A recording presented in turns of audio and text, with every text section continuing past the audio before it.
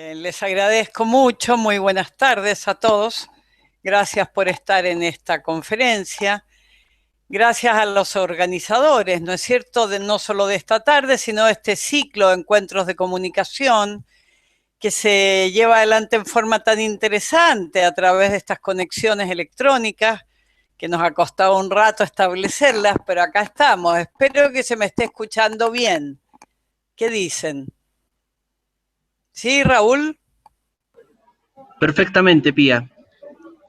Bien, quiero agradecer entonces a quienes me han invitado a hablar hoy día y por supuesto también a las autoridades que colaboran tan importantemente, al Ministerio de Cultura en Junín, a la Facultad de Ciencias de la Comunicación, al Colegio de Periodistas y a todos ustedes, sin cuya asistencia, por cierto, no tendría ningún sentido esta actividad, ¿no? Quisiera señalar, antes de comenzar, que he preparado la intervención de hoy basándome en las palabras que pronunciara un gran humanista contemporáneo, el italiano Salvatore Puleda, y que están publicadas en el libro que recoge todas sus conferencias públicas, en caso que ustedes quisieran consultarlo, ¿no? He basado en eso, en sus palabras, las ideas que desarrollaremos hoy día, porque la charla de este viernes, que es comunicación, mundialización e interculturalidad, nos obliga a dar una mirada al proceso de globalización que está en curso, que ya desde el siglo pasado, ¿no es cierto?, constituye un acelerado proceso de interacción económica entre los países a nivel mundial y que se ha montado sobre un gran aparato de tecnologías modernas de la comunicación, justificada como la búsqueda del progreso y de la riqueza, que supuestamente llegaría a todos los lugares de este planeta, mejorando la calidad de vida en todas partes y para todos. Nosotros sabemos bien que las cosas no son así, aun cuando esto se presente como un proceso que obedece a leyes naturales de la economía de mercado. El modelo de concentración económica en el que hoy vivimos está basado en ello y va a tal velocidad que se encuentra absolutamente fuera del control de la ciudadanía, aumentando la brecha entre los más ricos y los más pobres, disminuyendo el número de personas poseedoras de la riqueza mundial. Para el ciudadano común, podemos decir que la globalización ha implicado abrir las puertas al mundo y por lo tanto también a los problemas del mundo. Muchas veces los conflictos son resultados de largas y complicadas historias, difíciles de comprender. Así el mundo se nos ha ido haciendo cada vez más complejo, pese a las tendencias uniformantes y al intercambio de objetos, personas e ideas. En la confusión general se experimenta la pérdida de referencias, la pérdida de aquello que se conoce como identidad cultural y que conforma nuestro particular modo de mirar. Estas son algunas de las características de este momento que observamos desde la perspectiva humanista. Esta perspectiva, que puede parecer radicalmente diferente a la que presentan diariamente los medios de difusión, ¿no? Pero antes de continuar, será necesario definir algunos conceptos que hemos de discutir, ya que estos muchas veces se presentan de modo difuso y vago. En particular, trataremos de clarificar la naturaleza del proceso de globalización, intentaremos comprender el concepto de identidad cultural y veremos cómo una mundialización favorece la convergencia de diferentes culturas, sin que por ello pierdan su estilo de vida ni su identidad. Nos parece que el proceso de globalización no es de ninguna manera un proceso natural. Es decir, un proceso que se desarrolla de acuerdo a ciertas leyes naturales, como las leyes de mercado, como generalmente nos explican. Estas leyes naturales del mercado no existen ni existirán nunca, porque la economía, como cualquier otra actividad humana, es algo intencional, dependiente de la voluntad, los deseos y los proyectos que tenemos los seres humanos. La globalización es un proceso intencional, guiado, expresión de un modelo económico que conlleva una ideología y una visión de mundo específicas. Esta ideología tiene un nombre, se llama capitalismo especulativo, es decir, capitalismo en su más reciente fase de desarrollo, en el cual la expansión de la economía no está ya orientada a la producción, sino al mercado financiero especulativo.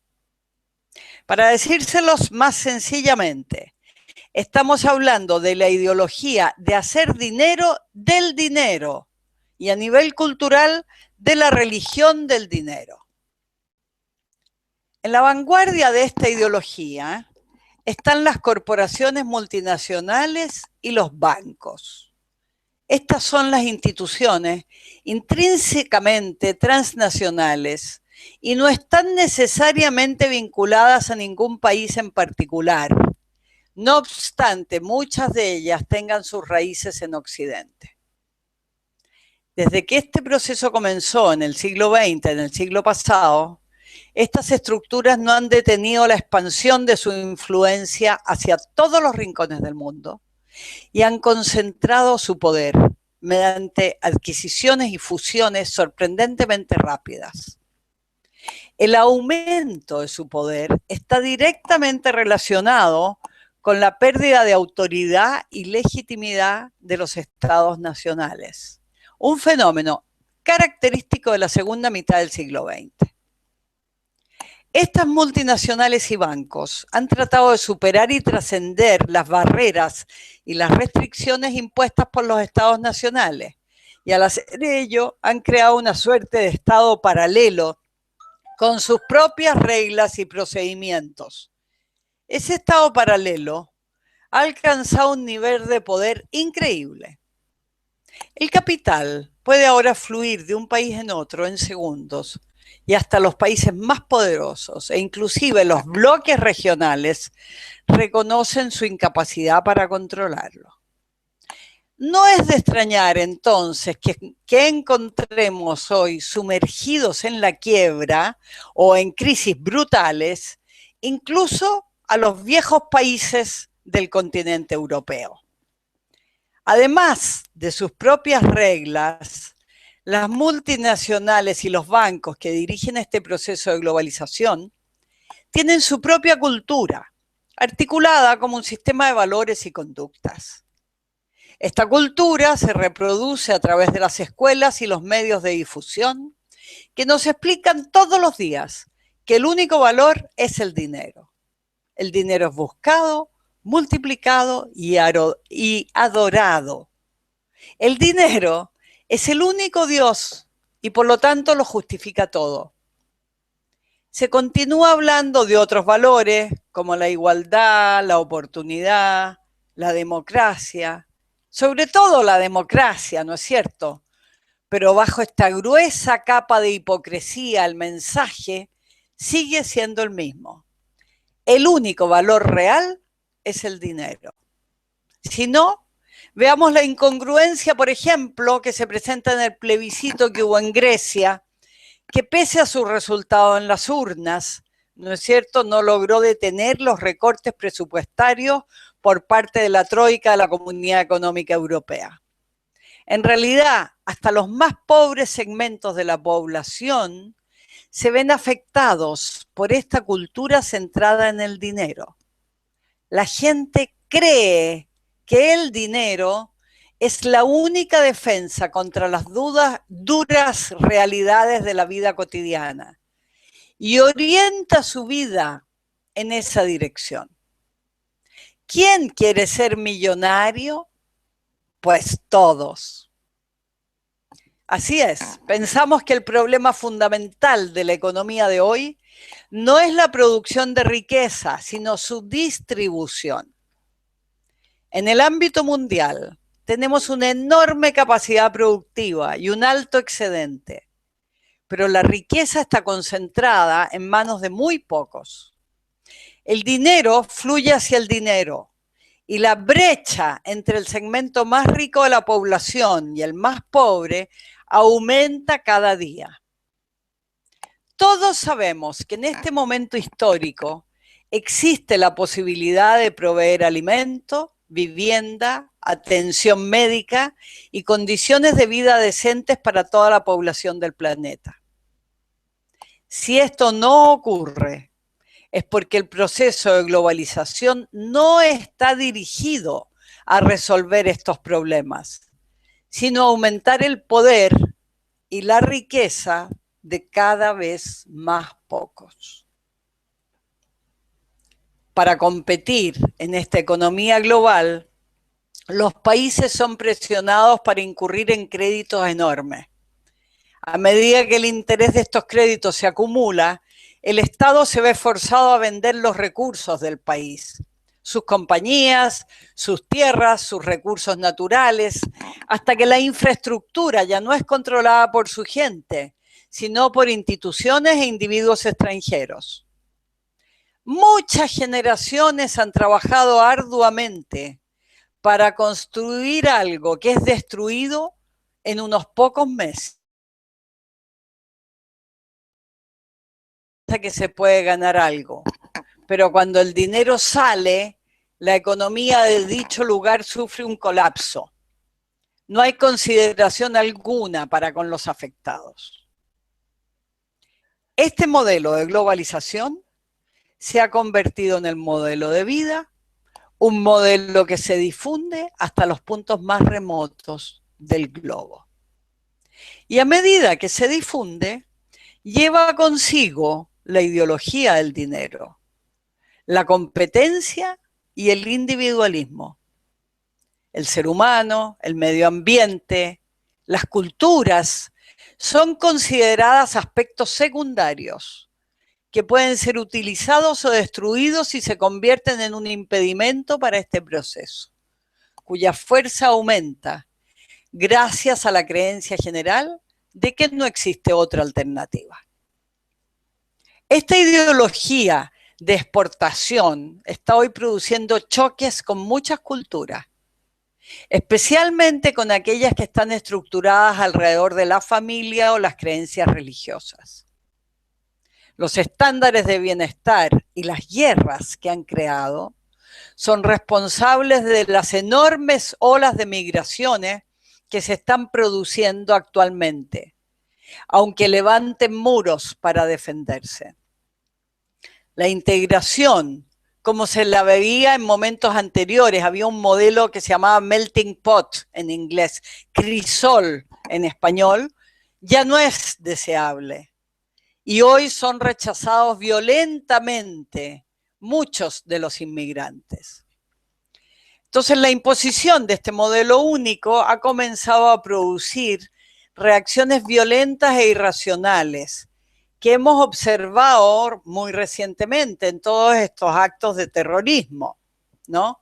No hay razón entonces para creer que todas estas explosiones de violencia vayan a disminuir.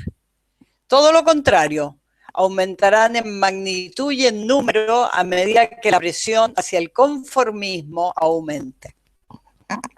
Y otro problema que decíamos con el que nos encontramos es que las culturas, al verse forzadas a defenderse, terminan defendiéndolo todo, aún sus aspectos secundarios o negativos. Entonces, a raíz de esto se forma una suerte de fundamentalismo cultural, donde solamente el propio estilo de vida y la propia religión son consideradas válidas, ¿no?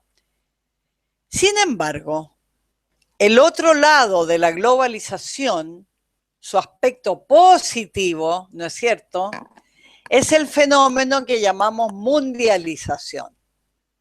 De hecho, estamos agradecidos de que este proceso esté haciendo que todos los países y todas las culturas estén confluyendo por primera vez en la historia humana.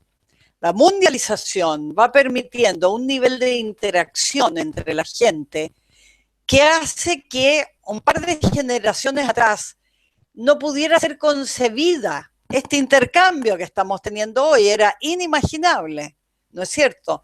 Ha generado oportunidades para que intercambiemos ideas, creencias, modelos culturales, sintiéndonos todos habitantes de una misma casa común. También ha demostrado que las diferencias entre las personas son muy insignificantes en comparación con las experiencias y aspiraciones que todos compartimos. Ahora trataré de aclarar qué quiere decir este difuso concepto de identidad.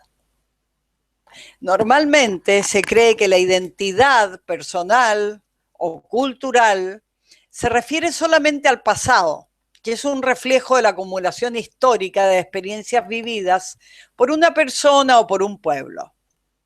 Es como si las capas de experiencias se fueran acumulando y depositando, y esto fuera formando la identidad. Esta creencia deriva de otra más general que se refiere a la pasividad de la conciencia humana, donde la conciencia es concebida como una suerte de espejo que simplemente refleja el mundo. En realidad las cosas no son así.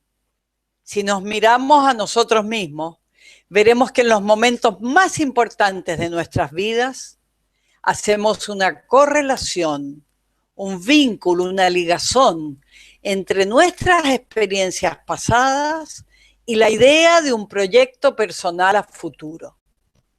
Esta imagen del futuro, quién queremos ser a futuro, es una influencia continua en nuestras acciones en el presente. Esta imagen que conformamos del futuro es tan importante como nuestro pasado en la creación de nuestra identidad personal.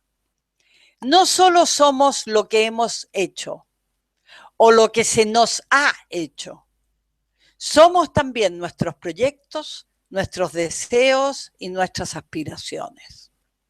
La misma dinámica es aplicable a un pueblo, y en ese caso hablamos de identidad cultural.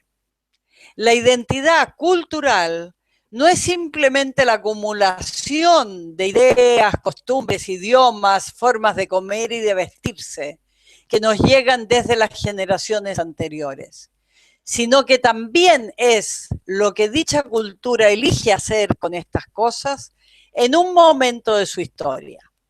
Es el proyecto que se propone a sí misma.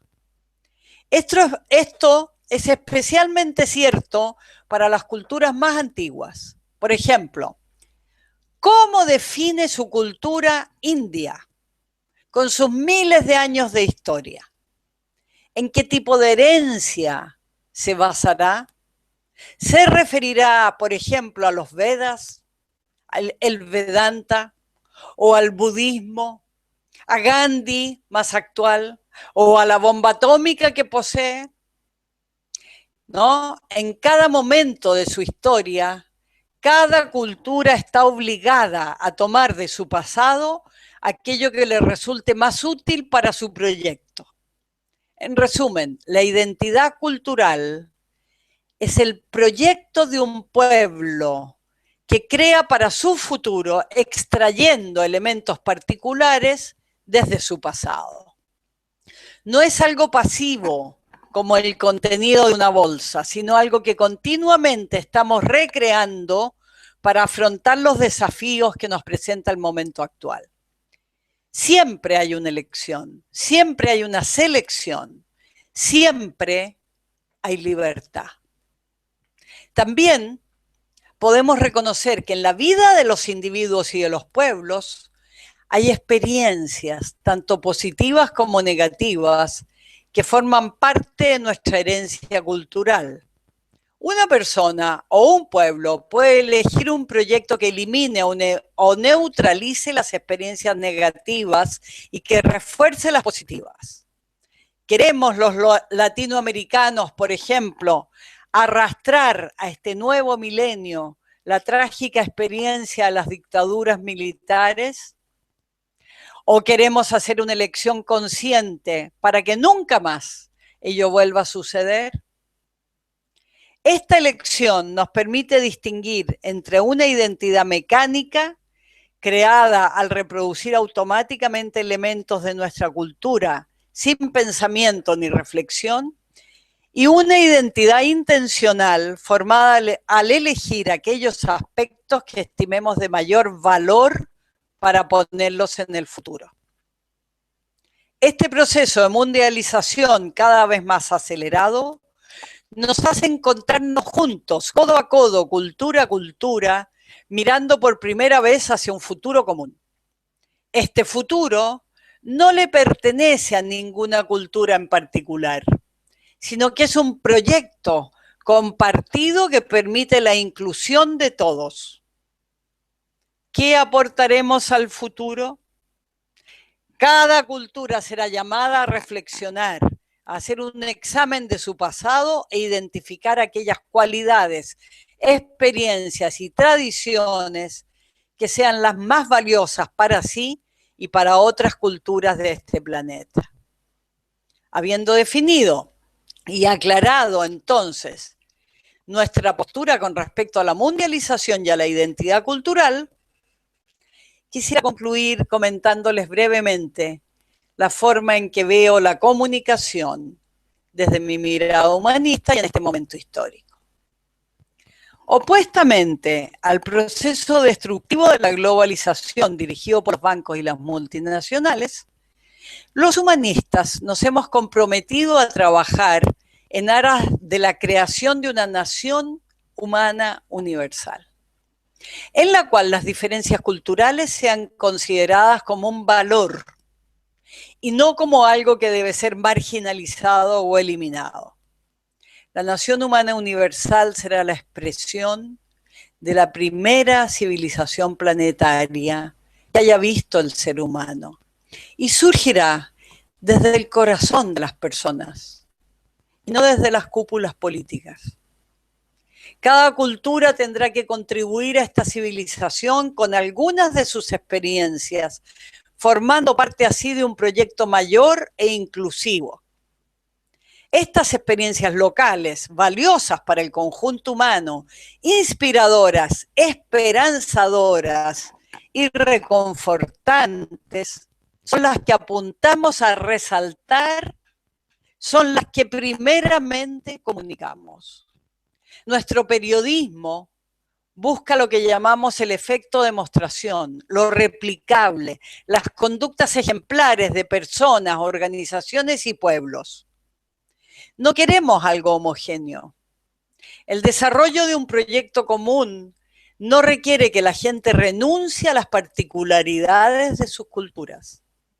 Al contrario, vemos esas particularidades, esa diversidad, como cualidades y recursos a ser aprovechados, como un proyecto común que incorpora los talentos, las capacidades y los puntos de vista de todos sus participantes.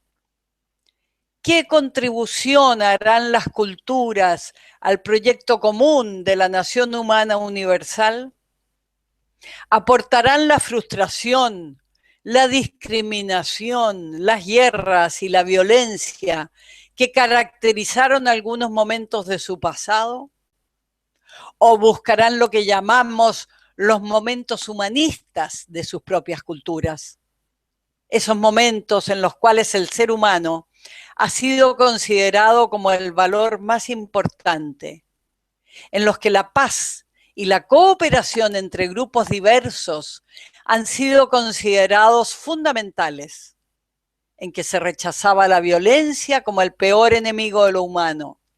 Se respetaban todas las creencias religiosas, incluyendo el ateísmo, y en los cuales la ciencia y las nuevas ideas eran desarrolladas para hacer retroceder el dolor y el sufrimiento en los seres humanos. Todas las grandes culturas del planeta han tenido momentos humanistas en su historia, Y a estos momentos ha de apelarse en esta fase tan especial y crítica de la civilización actual.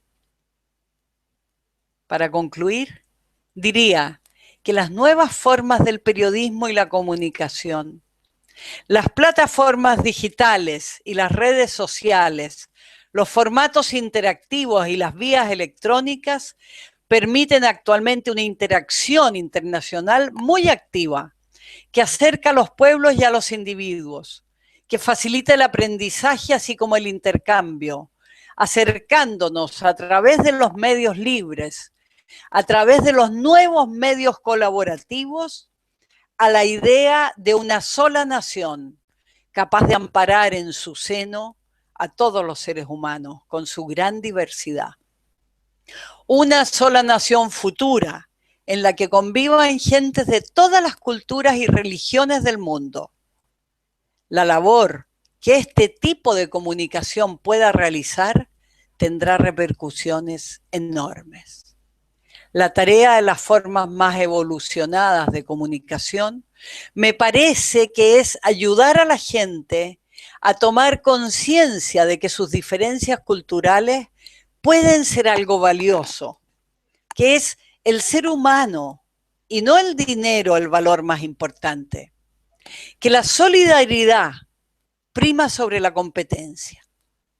Todo esto puede sonarle a muchos como un sueño utópico, especialmente cuando los grandes conglomerados mediáticos nos bombardean con titulares violentos y nos sentimos un poco, ¿no es cierto?, como hormigas insignificantes ante el poder desde donde los poderosos dirigen este proceso destructivo. Pero deberíamos recordar siempre que estas hormigas, aparentemente tan insignificantes, representamos el 99% de la humanidad. Eso es todo y muchas gracias por su atención. Buenas tardes.